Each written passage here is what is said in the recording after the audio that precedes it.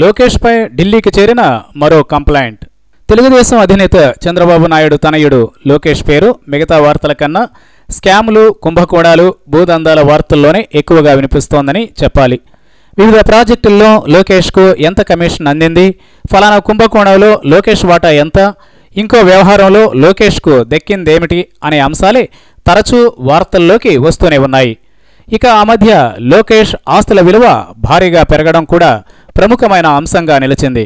Telugu media కన్నా జాతీయ మీడియాలోనే AP CM Chandrababu తనయుడి ఆస్తుల విలువ గురించి ఎక్కువ కథనాలు వచ్చాయి. మరి కట్ చేస్తే ఇప్పుడు మరో వ్యవహారం తెరపైకి వచ్చింది.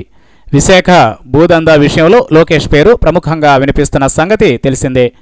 ప్రభుత్వ భూములను వ్యూహాత్మకంగా కబ్జా చేయడం, వాటిని సొంతం చేసుకోవడం, తిరిగి ప్రభుత్వానికే భూసేకరణలో భాగంగా ఇచ్చేసి కోట్ల రూపాయలను గడించేయడం అనే కాన్సెప్ట్ మీద జరిగిన ఈ భూ కుంభకోణంలో లోకేష్కు వాటాలున్నాయని ప్రతిపక్ష పార్టీ చాన్నాళ్లుగా ఆరోపిస్తోంది.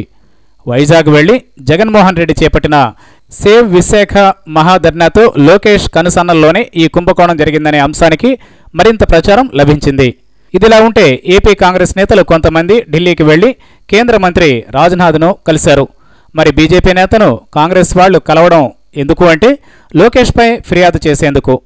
విశాఖ భూముల వ్యవహారంపై వారు రాజ్నాథ్కు ఫిర్యాదు చేశారు.